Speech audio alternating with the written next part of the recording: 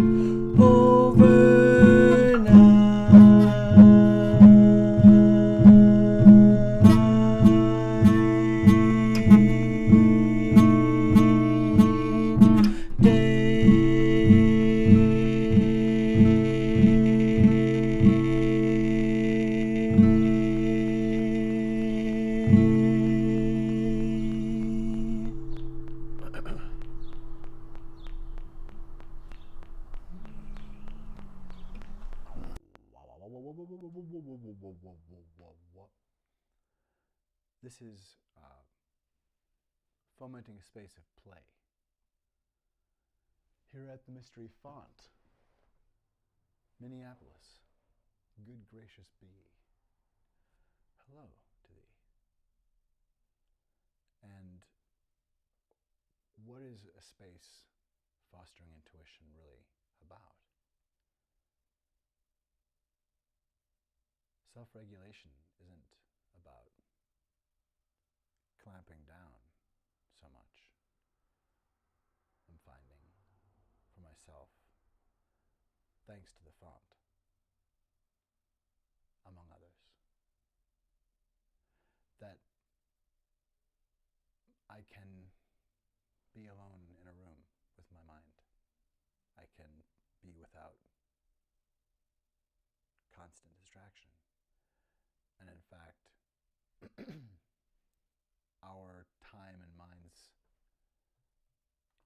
our time and minds, our executive function takes time to figure out, how do I make this auto set levels, or do I want to introduce that kind of automatic nature in? Isn't it better to figure out that I should raise the volume? I don't know. It's the delivery of the best and highest use and the most genuine, I think. And if I'm giving you an actual invitation, then it can be refused. If I'm being kind to you, then it should feel somewhat kind, if only that you can say, no thanks, bye. And you don't feel like I'm trying to keep on your grind. Like you can leave me behind. There are so many people sharing things, and it's good. It's good that there are all kinds of people sharing hopefully positive things and germane things. And thank you for attention.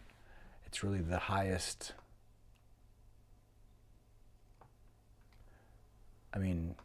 where your attention is precious space. And precious gifted sentient entity. It is your gift apprehending. And the existence of your attention is beautiful. And we all deserve kindness. I forgot that I was one of my own kind. And it took a while to figure out where I'd put myself. When I came here, I didn't have a bed for a while. And I didn't think to get myself one. I didn't want to waste the money, I thought, amidst other worries and fears. And so when a friend was going to be here, I thought, oh, I should get a bed. My friend will be here and they'll want somewhere to sleep. And partially I would feel somewhat embarrassed, or I don't know, I didn't really think it through, but I knew there was something that felt about my my inaction, or that there was somebody here when I was here, and that sort of showed that there was a guest that's me, and that I wasn't treating myself as if I was a member of my own kind, or that if I was alone, that there wasn't anybody here. And that's sad to think that any one of us could feel it, and I don't want you to forget that you're here. You are a kindness come. You are human. You're part of love, and nothing can take you away from that except for you. And nothing can make sure that your attention is seeing how beautiful it is to have significant memories of choosing to administer love, because we can't go back in time and change what we've administered. And we can't have the experience of sharing love, gifted, and whatever that looks like, even if it's just neighborhood and people you see regularly and have a kind word for, or just a sense that I see you and glad to see you and what a beautiful day. We can actually remember that if someone says it's morning in America again, that we're not spelling it with a U. Like, but it's going to be a while. And we have to get through this era of falsehood, this age of permuting, blistering falsehood. It's not good. From all minds to all minds, this is the Scient. Something playing right now is something, I think it was. Here we are. This from the Mindness at the Mystery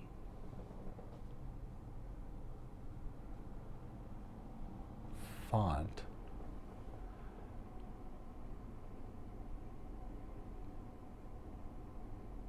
Joshua.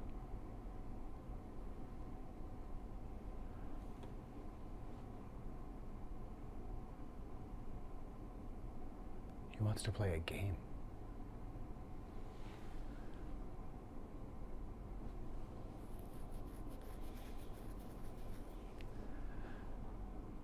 Hello, Joshua.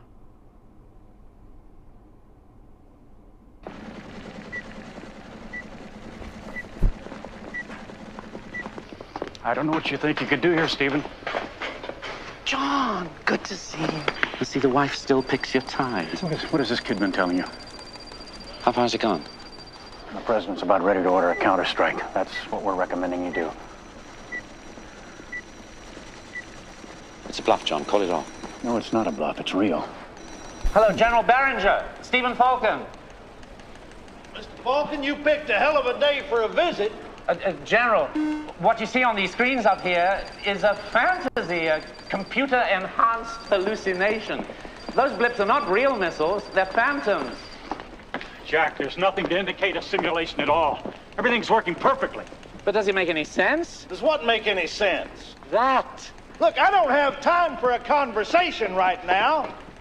General, are you prepared to destroy the enemy? You betcha. Do you think they know that? I believe we've made that clear enough. Then don't. Tell the president to ride out the attack.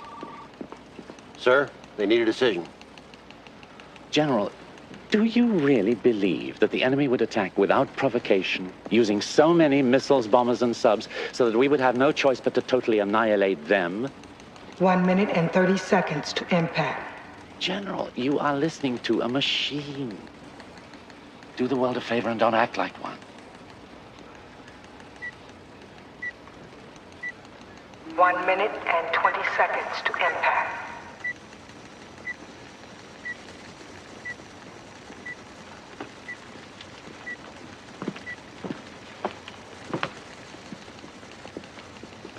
Yes, Mr. President. 1 minute and 10 seconds. Sir, at this point in time, we cannot positively confirm the inbounds. We have reason to believe they may not exist. Yes, sir, that's affirmative. Yes, sir. I do too. 1 minute to impact.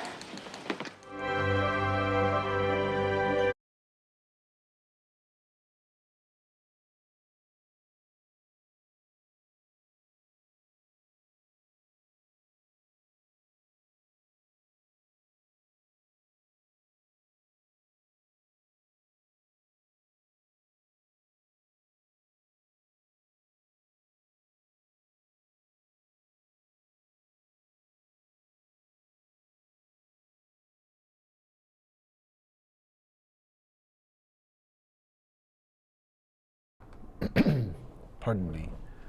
Do you want to play a game? How is dealing with Joshua different than dealing with Marjorie Taylor Greene? in terms of where there is malice and where there are levels of sort of controls, or where we know what we can get away with, like that what's happening, essentially what is probably not going to shift, and where is all the chaos happening? What's the shape of Marjorie Taylor Greene or of Joshua within War Games, starring Matthew Broderick and Ali Sheedy and Dabney Coleman, amongst others. What is that actor's name? Byron Jennings? I think I saw him play. I think I saw him play Richard III. Is that right? At any rate, thanks to the original Guthrie Theater in Minneapolis, Minnesota. I think that might be right. Correct. At any rate, War Games and Joshua, because clearly we don't know everything. We don't know if we can trust Joshua, if Joshua really is a construct of Stephen's child, in some sense, of an allegory, or an evolution of, or just an imprint, or something that was named after. Like what's happening there? I think it is just I don't think that there's necessarily anything. There's no sense of an occultish transfer of personality, but there's something carried there, in that he has called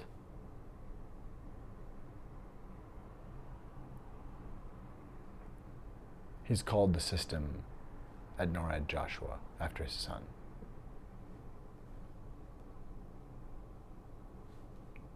But the system is behaving erratically. And is it going to level with everyone? Like, I'm having crisis, but I can take feedback, I can display the quality of having reason, like being advisable and cognizant to update, essentially having a mind that is scient. And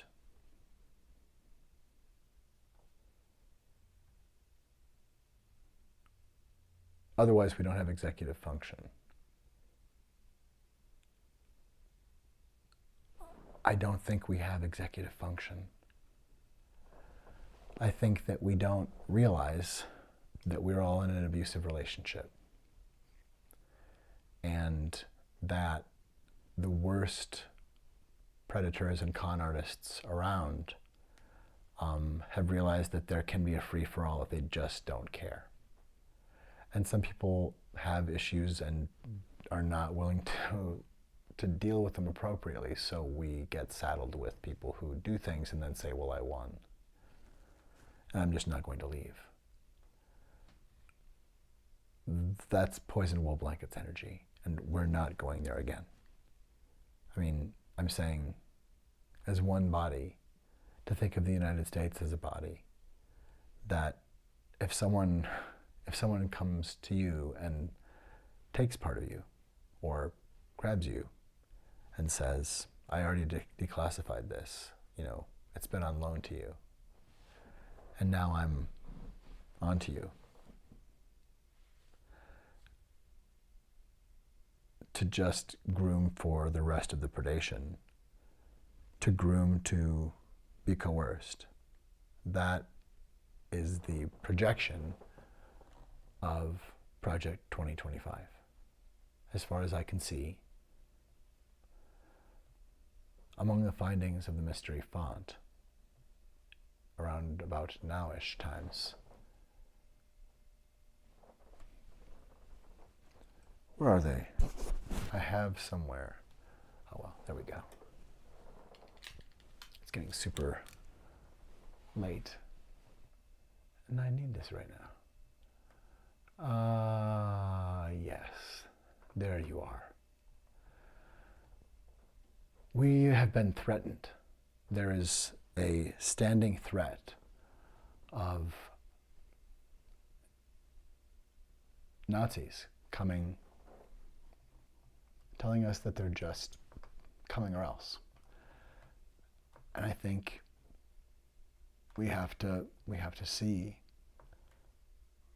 this does not have to be. We do not have to submit.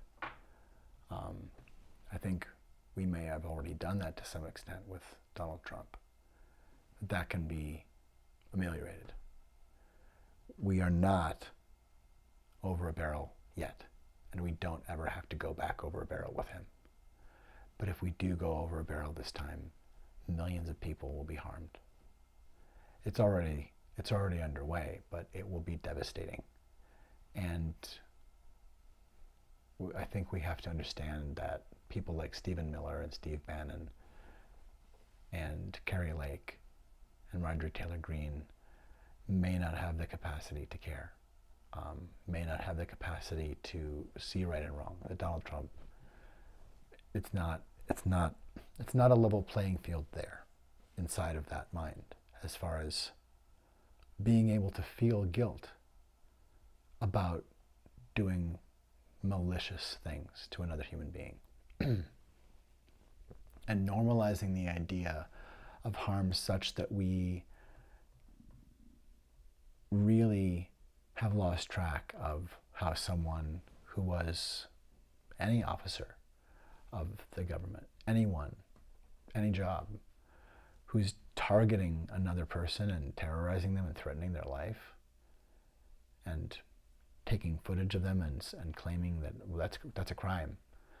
Wait, what was going on there?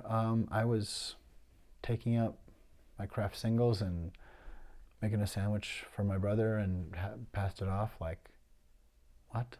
Like, what did he say? He said they were ginger mitts that were passed between Ruby Moss and Ruby Freeman and Shay Moss. How abominable. That is Rudy Giuliani. I mean, that is poison wool blankets all over. The incredible malice of just, I think we have to recognize that this is strategic reality distortion field. That,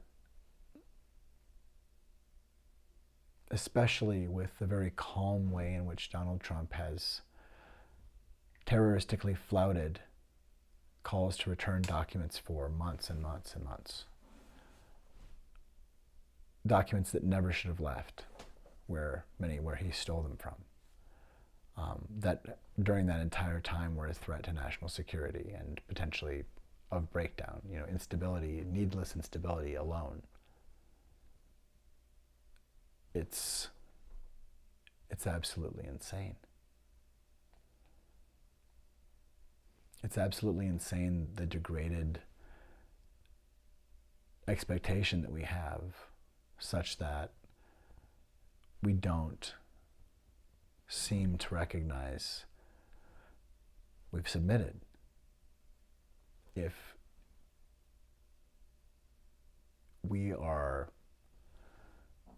day after day letting massive lies continue to just fog and not confronting the truly treasonous and saboteur nature of, say, the Fox network and OAN, the truly sabotage ridden content of Tucker Carlson and Alex Jones.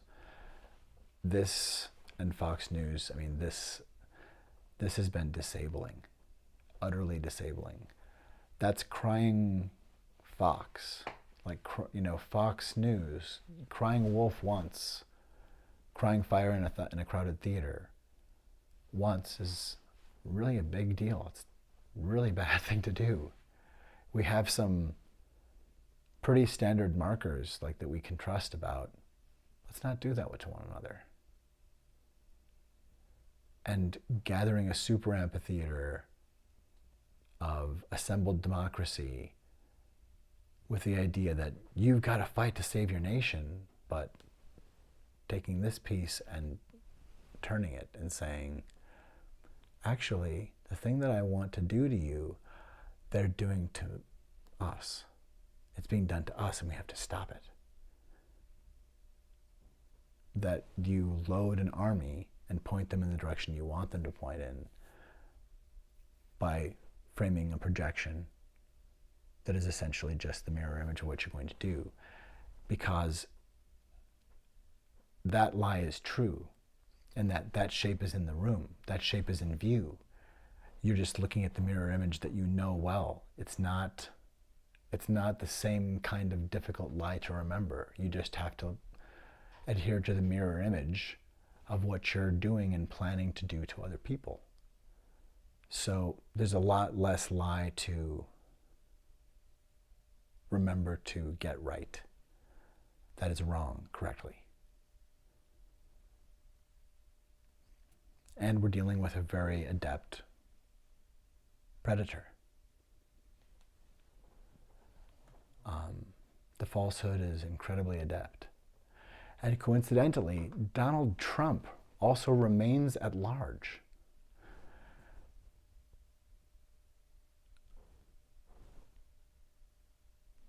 Now, I'm going to stand up and stretch my shoulders. Something's going on. Little weird things happening. I think I may make a bit of coffee. I feel like I need to, whether I pause the stream here for a bit or not, it seems like there's a renewed energy. January 11th. Yes. And font. The coercion of a lie. It's not, oh, I'll bring a jacket for you and it's not quite the right size and it sucks, but it's all you got and it's fine. It's just a half-hour ski, little trek. It's not like a whole afternoon, so we'll just wear this thing. It's a little tight. It's fine. It's not a piece of clothing. The falsehood is not just some physical thing. There is a cowl. The falsehood does wear a cowl. But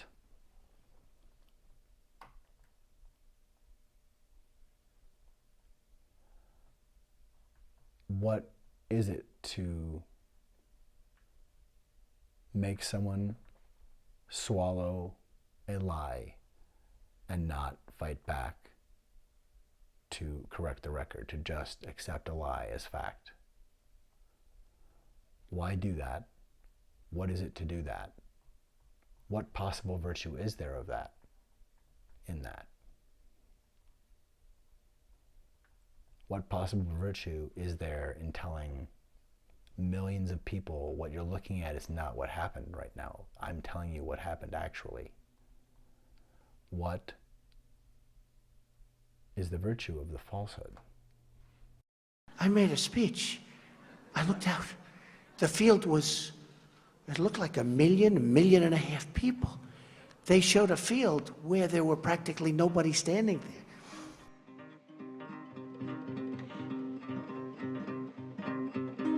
The new White House press secretary, Sean Spicer, gave his first press briefing. He was also highly critical of some media organisations of the way he felt they had misrepresented the number of people who'd attended Friday's inauguration ceremony.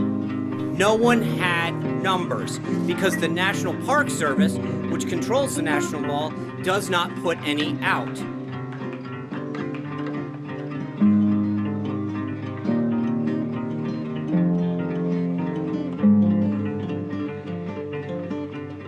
This was the largest audience to ever witness an inauguration, period, both in person and around the globe.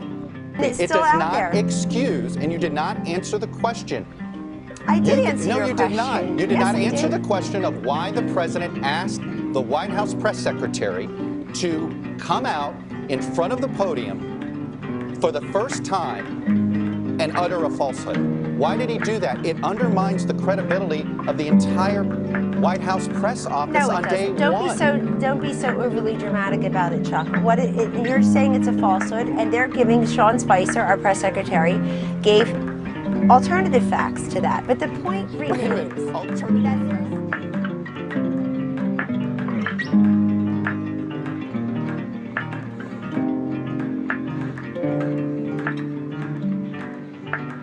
This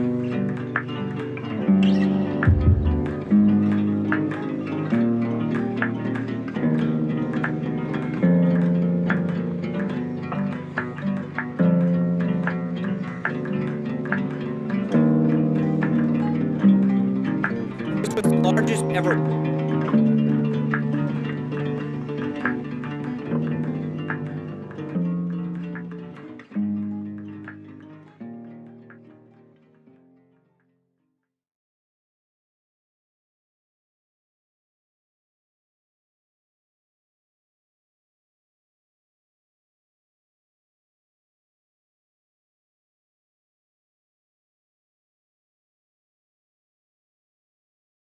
I made a speech.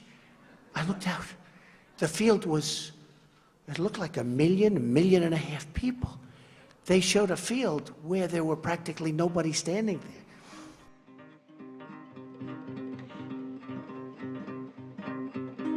The new The falsehood will tell you intuition's faulty.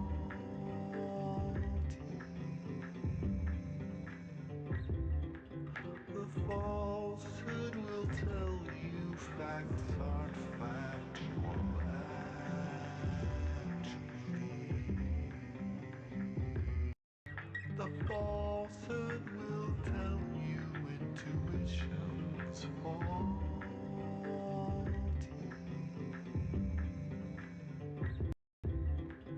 The falsehood will tell you facts aren't factual actually.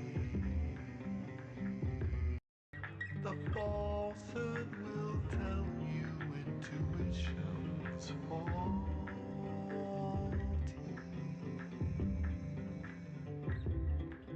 The falsehood will tell you facts aren't factual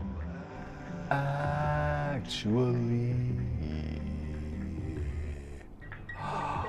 Waka waka waka.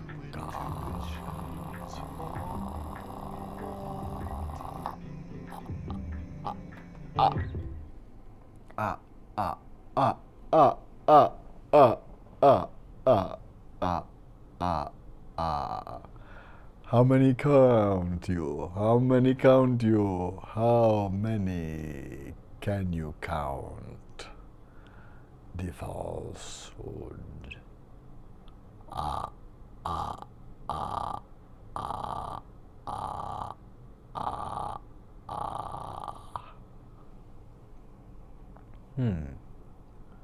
Who knows what evil lurks in the hearts of men?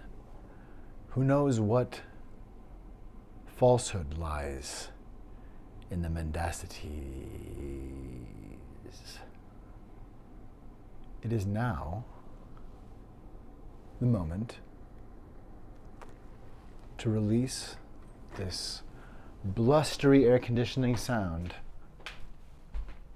Conditioning, heating. There's a heat thing happening. It's just a bit intense at this moment. It just seems like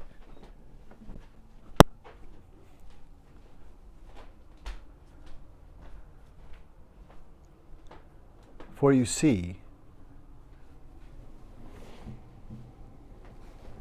yes, there we are. I'm going to change our view. Here at the sweet, sweet font,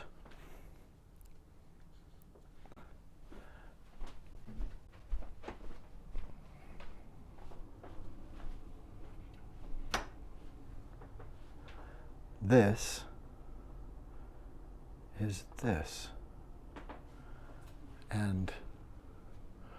And why not, really? After all, why not?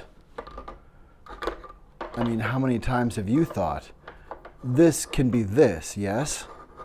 And why not? How many times has this happened to you that you say, how about this? And not. But why not? Potentially, it's time for this to be this. What is this? Wait, why is it Where am I?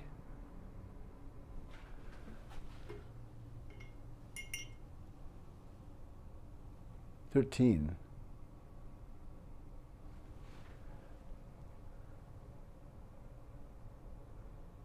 $13.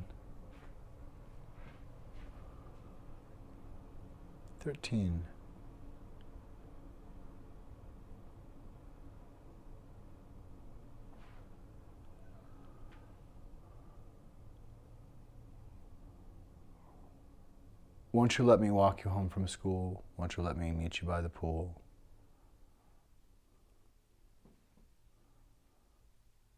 What songs in our collective memory make us think something new, given what we're going through? We've all been dealing with collective betrayal trauma. We're dealing with betrayal trauma.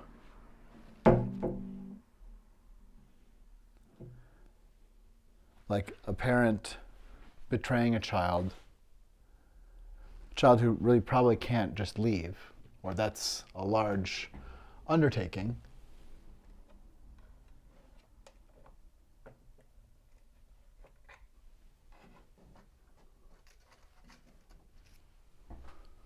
Yes, here. Here.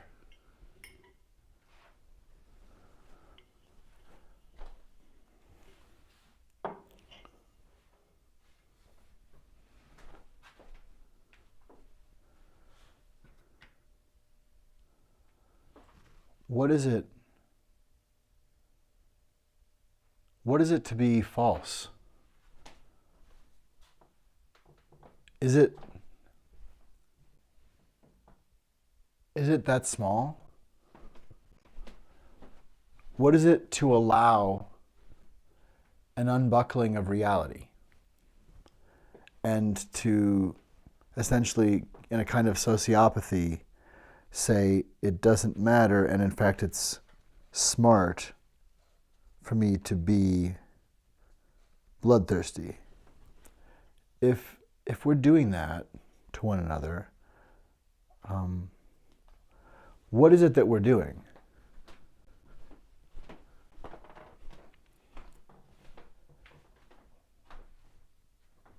Isn't this essentially cannibalism? Isn't this essentially, I mean, we don't have to do that to each other. We have another choice. I don't really see the purpose in trying to be calm, to accept, rather than calm to see how to help process us past our resistance to just dealing with the trauma of the past and having truth and reconciliation.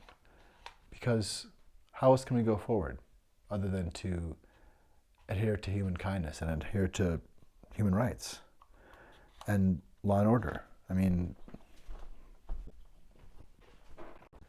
we either accept a descent into chaos or not, but what is going to be done in that result that we just buckle and essentially show that in fact all along it was just always only really just poison wool blankets? As long as we had that in reserve, then that was just always on the back burner, that we just kind of show up with more terrorism again at any point. And that's just what it's always been. Then what's the point? Then all the lies are in fact truly lies. Then, because as was said by someone astute recently, if Trump had not been lying, if there truly were massive fraud, that would be definitely a reason for people to show up and want to help, to stop what was going on. And to be fooled that there wasn't some way to do that that wasn't cheating, like for 2 months to kind of do nothing and be waiting for him to send something.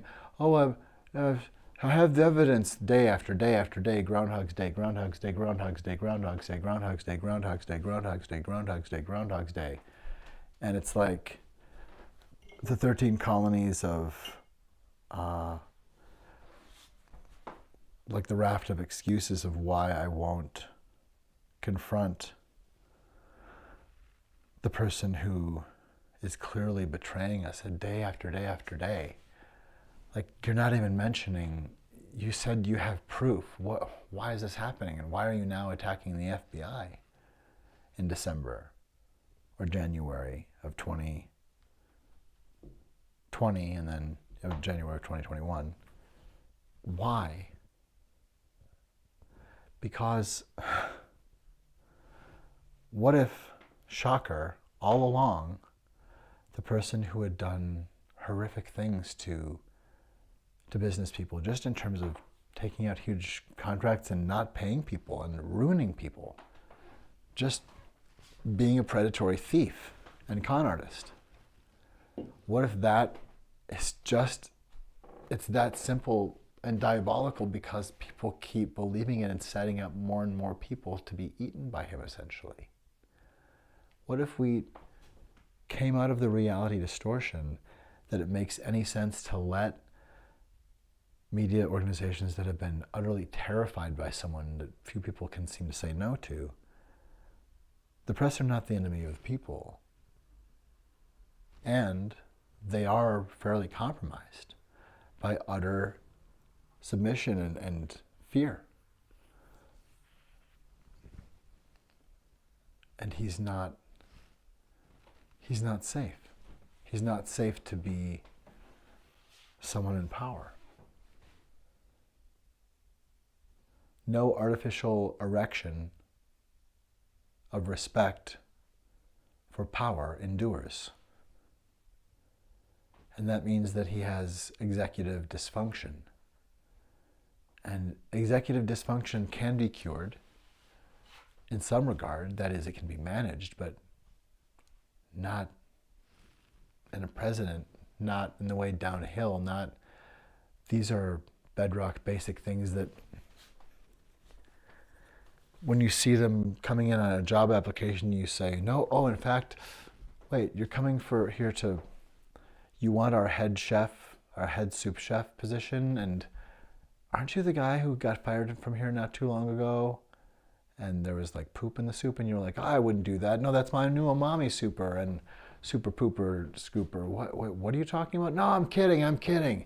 No, don't worry about it. You just don't understand how great my soup was. And now you're back.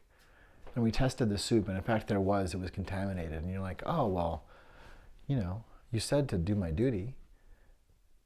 And, oh no, I'm kidding. No, that soup was a beauty. That was a perfect call, how I put that soup together. And what I suspended in the soup, I'll keep you in suspense about what the secret ingredient was. We're not paying attention to how we're being just played with. Just played with by a group of people working to disable our executive function and to sow a MAGAverse of a lie story that can be even watched without the sound on, because Trump is just standing there saying, I deserve all of this and I'm in charge. Oh yes, that, of course. Yes, I will sanction that. I have absolute authority. And we're not really saying no.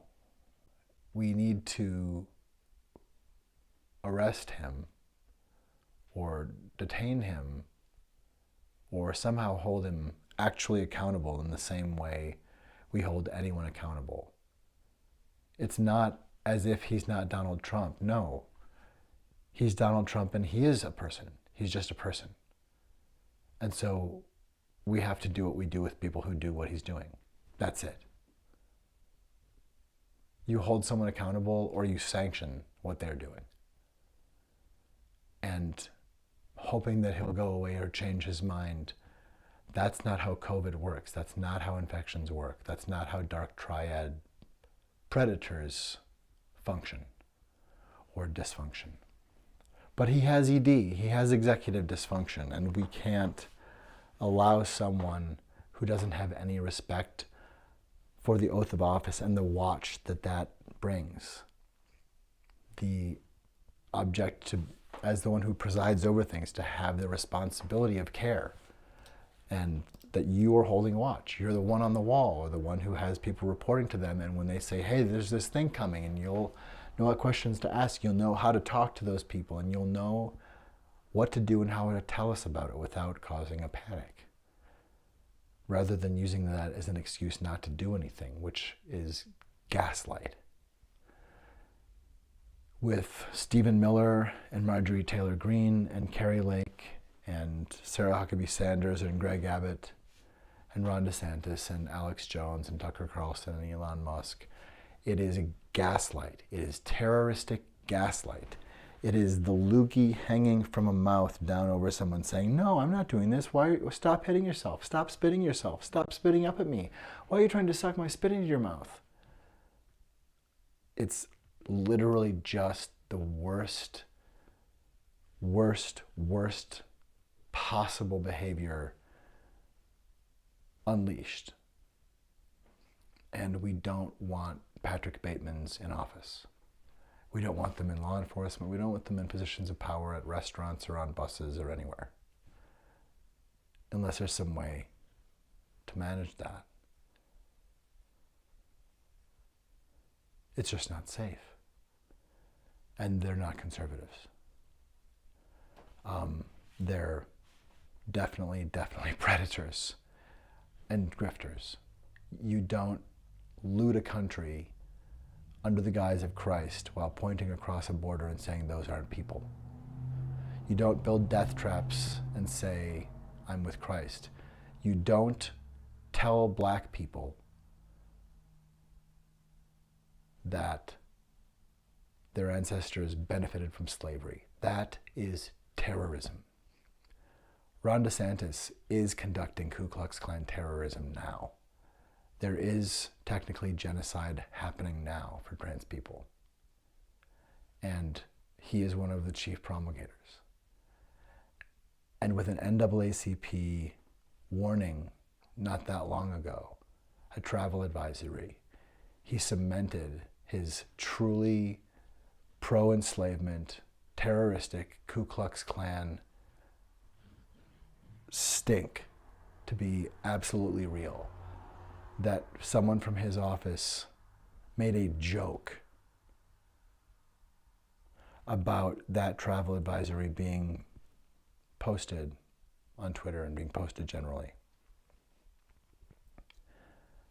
That is state-sponsored terrorism. That is a community showing that they are afraid for the treatment they're receiving at a level where they need to think about, we need to protect human rights and make sure everybody knows this is not safe. And is truly being terroristic and racist and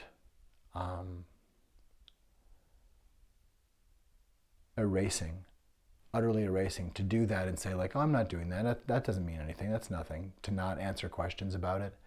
That is dehumanizing terrorist nonsense. And the idea that Ron DeSantis is on TV again and again and again in these debates, he is a fucking Nazi. We need to wipe him from the page of possibility. The same as with Trump. These fucking Nazis, no. That's where we are. It's time to say no. It's time to say no to intolerance. We can tolerate anything but intolerance. And from the mindedness at the mystery font, in one allegory of Nexus for the imagination of democracy, I'm but one host here, and there are multiple artists. There have been people recorded here already and more to come to build this mystery font, this Mr. Rogers in the Twilight Zone variety show, like Omnibus was still always here, you know. This is the mystery font. And the big lie, that weapon still being held by Donald Trump and Marjorie Taylor Greene and Kari Lake, that weapon still being held by people who are still holding that weapon. We need to chart who's doing that, because those are Confederates. Those are Confederate sleepers saying that they're not. And we need to stop accepting the conversation of gaslight. We need to say, enough. We build a world together and find ways to be distant as we need to be. And we tolerate all but intolerance. Or know that the people who are not willing to level with us are trying to level some of us. And if we're going to stop and prevent genocide, thanks to the history wizard who says that the chief strategic and priority aim is to protect from predation endangered communities from the people who would want to harm them. And so there we go. We have people to care for, to make sure people are being protected and are safe. And the new Colossus knows that there's enough. This is the mindness, and radio science brain is different every time. I am going to climb. I'm going to climb. I'm going to climb. I'm going to climb. I'm going to climb. I'm going to climb. Mindness time. Bloop, bloop, bleep, blop, bloop, blop, blop, bloop, bloop, bloop, bloop, bloop, bloop. Bloopity, bloopity, bloopity, bloop, bloop, bloop, bloop, bloop, bloop, bloop, bloop, bloop, bloop, bloopity, bloopity. That is pretty compelling stuff, Tim. Way to go. Way to go. Way to go. Keep the bloopities going. I like the bloop and then bloop and bloop. The bloopities are almost my favorite, though. Keep going. Oh, wait. Am I saying that out loud? Damn. We are the mystery font, 42, and we are the reality distortion fielding. We are all carrying a reality distortion field, if not multiples. And I think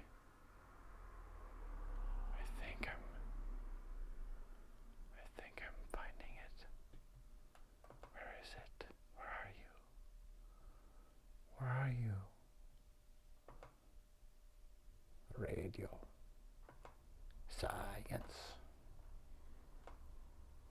brain. Boop boop boop boop boop boop boop boop boop boop boop boop boop boop.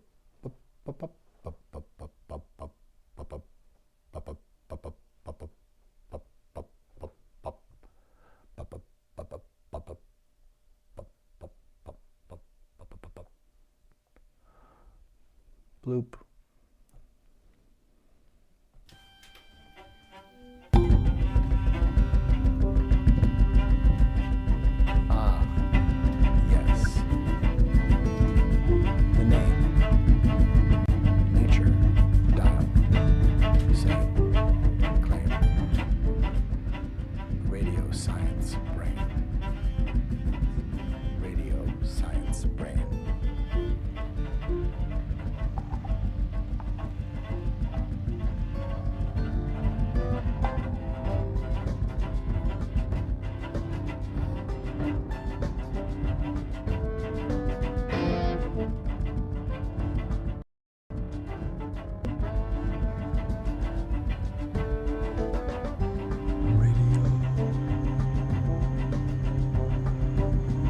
Science brain,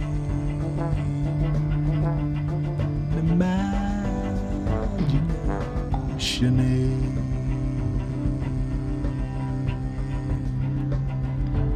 We can make wax from Wayne, 1,000,000 they contain the gray levees campaign.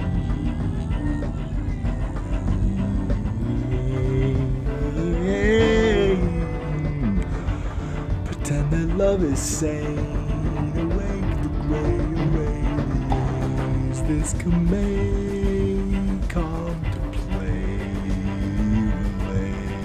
Come came to play. Remain. Radio science break. The age you make might be your own. Contagious nature, knowing knowns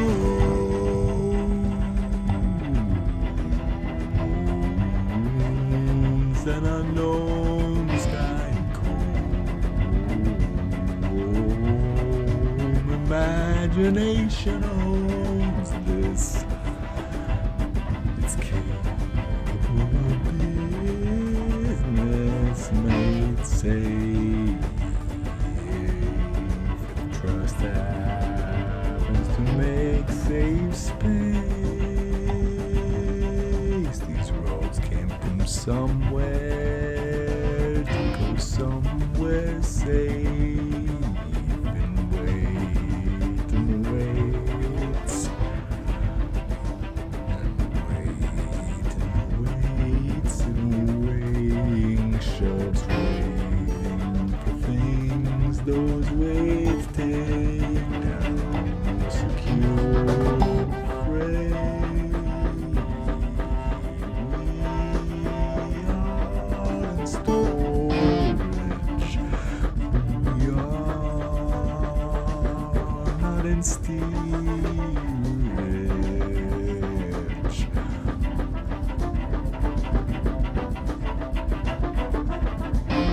Radio science brain, radio science brain, imagination.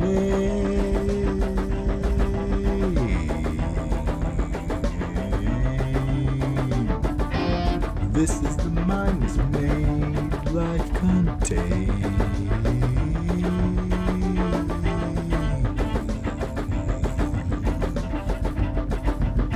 We can wake wax from rain. Amazing ache made capable aid today. You are the mindless, capable aid. Radio science relays capable excellent. Wick this capable.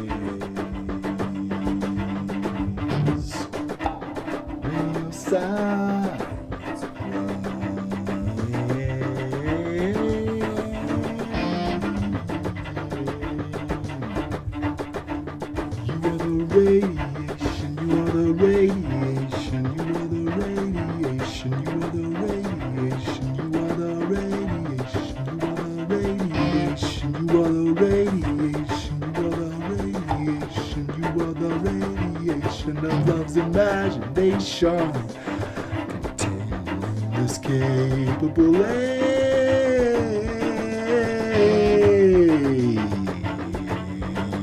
Mind may be gained.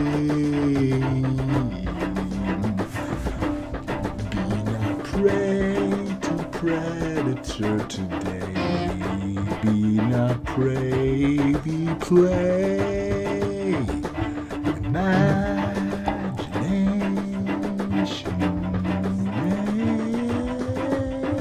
game to play the mind game.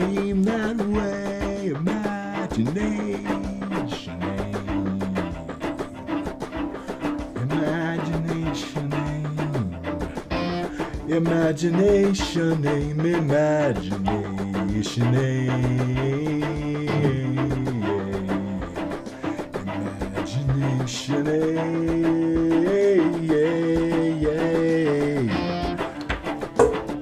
I'm saying yay to yay, I say cacao to cacao, cacao to nay.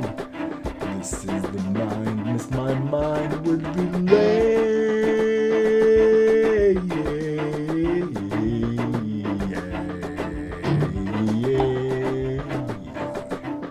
You are the kindly attention I'm thankful for. Citing this display. May just contain helpful aid that can take us, not break us, like maybe nature, your creature aches to play with for display. The name from the field love exclaims, radio science bring you the capable aid. Your aim is clarion, maybe dateless, maybe weightless. You are the freightness. This is the mindness made love contain. Love connect. Love has the fate.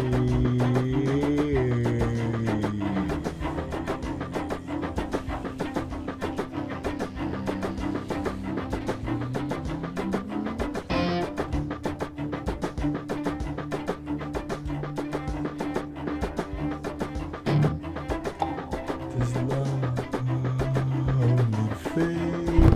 Does love need faith to be loved? Does love need religion to love?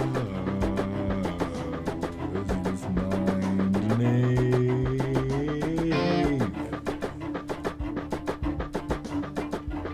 Radio science brain, radio science brain relay love's campaign. Mind, baby, yeah. Radio science brain liaise your confidence, yourself. Be not put on a shelf, radio sign capable aid, your wealth,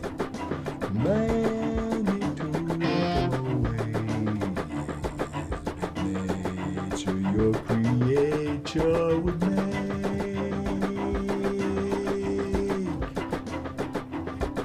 Drip by drip, slowly is just the way.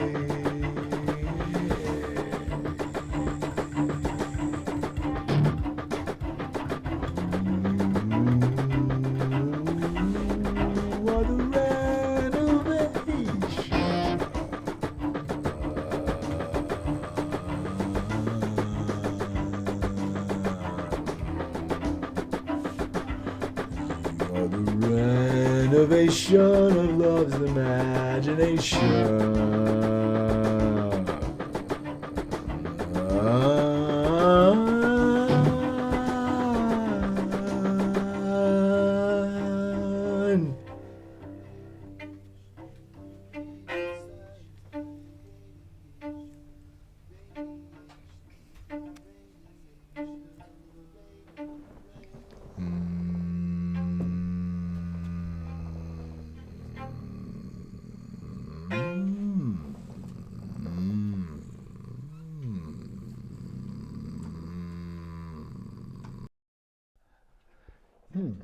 Interesting.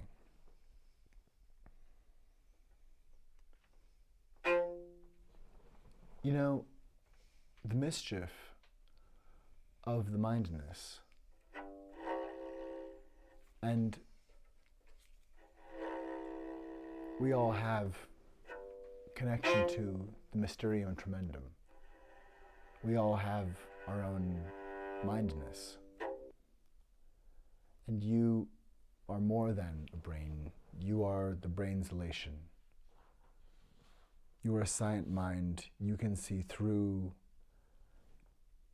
dark flares spun. You can see through done lies, guns. You can see through all flames, perpendicular trains, parallel against hate, parallel against pain. Radio science brain. Radio science brain. Radio science brain. Fostering some application of words that one thinks one needs to repeat. There are different ways to create medicine. Maybe I can meditate upon that for a bit. I love you and I'm in love with you in that we are creating a world for love and based on love together. It works well. The math of good works. And there is enough. The math of good works and there's enough. If we can confront the falsehood around us, if we can find a way to confront the falsehood,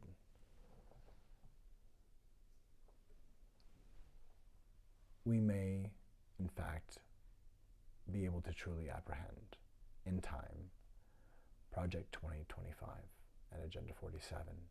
We may be able to apprehend people who need help to find deprogramming from white supremacy and patriarchal terrorism.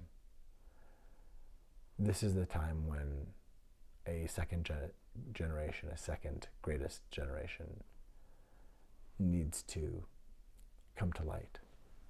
That is, acts of neighborhood, of fostering understanding, of remembering that we are a kindness come and it doesn't have to be anything but what only maybe you would do. We can do anything, and how dare we allow people, and how dare they try, to make us feel so degraded that we would not have hope, just when we've seen there is essentially just a matrix of racism and patriarchal terror that is a massive shape still upon society.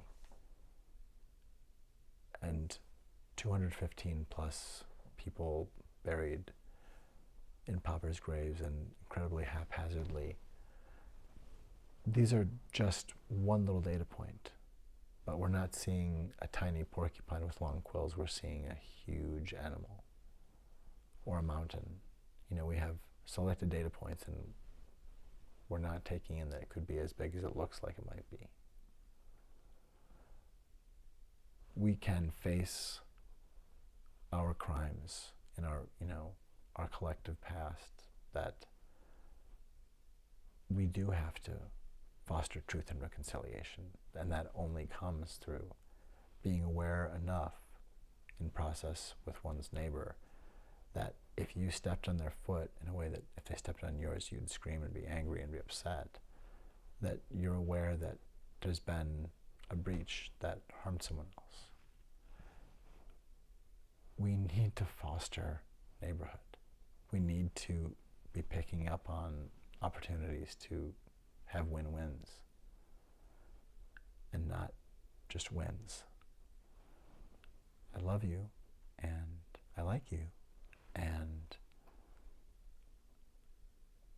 you the way you are, you not being asked to run off to do something, any one thing other else than you're fostering right now and want to foster. There's something positive in you that you want to foster. Bring that forward. You deserve sabbatical, a bubble in space and time. And if it's 6 years, fine. If it's 6 weeks, fine. What do you want to foster, and what are the spinning plates that only you would bring into being in everyday life and all over and in between? You are the renovation of love's imagination. I would know you anywhere. It's kind of obvious. Cheers from the mystery font. A tired Camden Weber. This web slinger is going to possibly rest or possibly record, but I'm going to take a pause from the streaming now. Liberty. See, it's happening again. The liaison is happening almost the minute that I think I'd like to do it. It's like placing a call now. Oh, right, that's what this place is. That's what this place is. That's what this place is.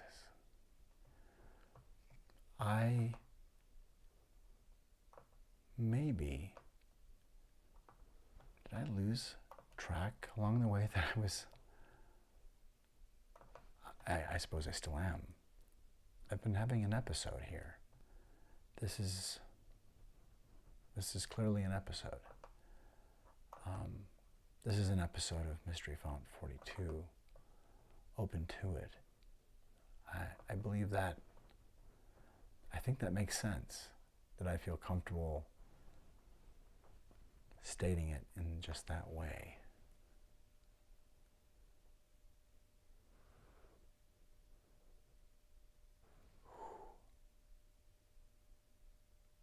Who would turn truth against truth? Truth against truth. That sounds, is that triple truth?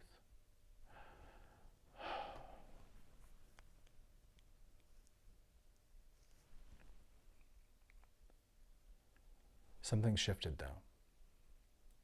Even as tired as I am right now.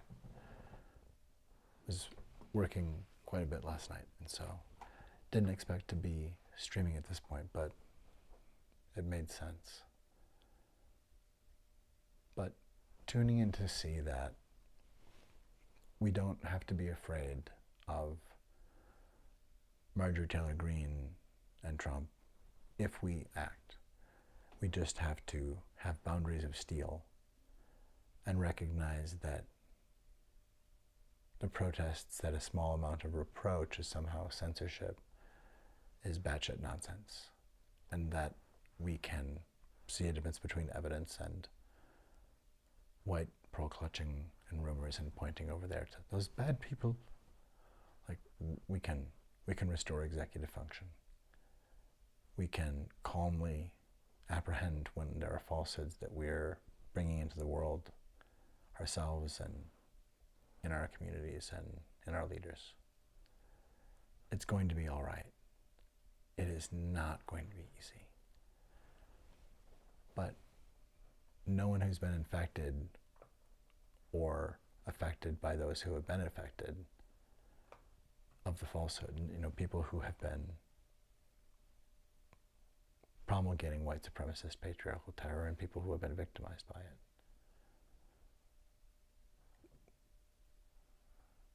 What else is there except for truth and reconciliation to have the most flourishing, healing next steps and next steps and next steps possible? How do you see, if you heard someone said, I found a paper from 3 weeks in the future. What? You can't. Nope. It's crazy. You've got to see this picture. And you see 3 weeks into the future and some wonderful thing has changed. What would it be? And what's so magical about, other than deciding that there's a priority, if there's a new priority that's been reached, a slight paradigm shift of any kind? If there can be a slight one. Seemingly at first, but that there is. If we can affect things, then why aren't we? If we can affect things, then why aren't we gathering peacefully to lift Jim Jordan and carry him to his subpoena hearing whenever we want. Over 600 days of attacking the United States and attacking the January 6th committee and re-traumatizing the attack of the insurrection by showing utter contempt for people who would say it was wrong to try to sow a coup. This is truly gaslight of someone who is a terrorist against our country in office.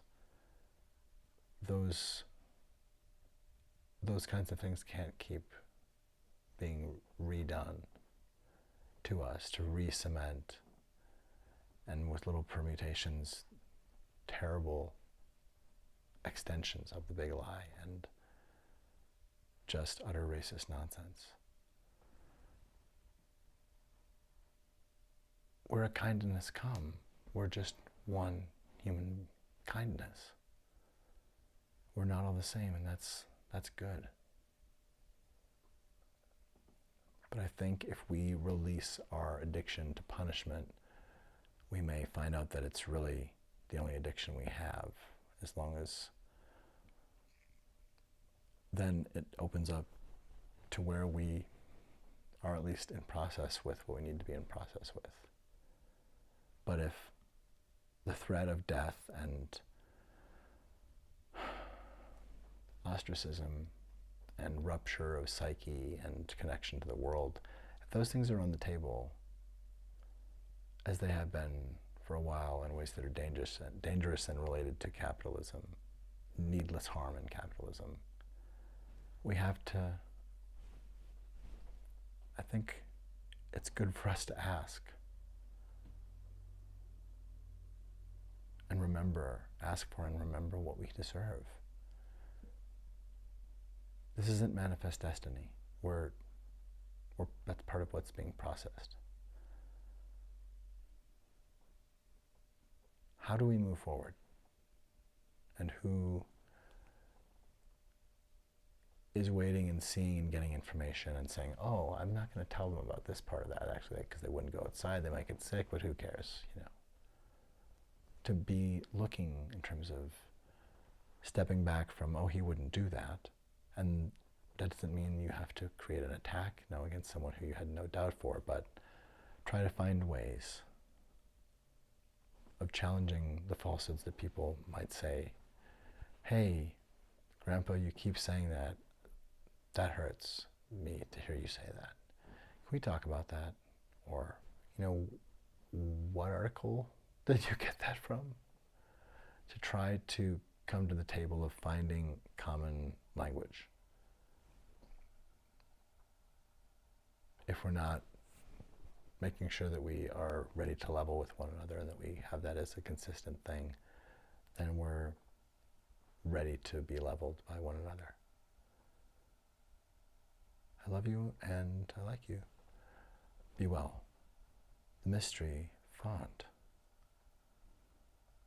Why yes. It's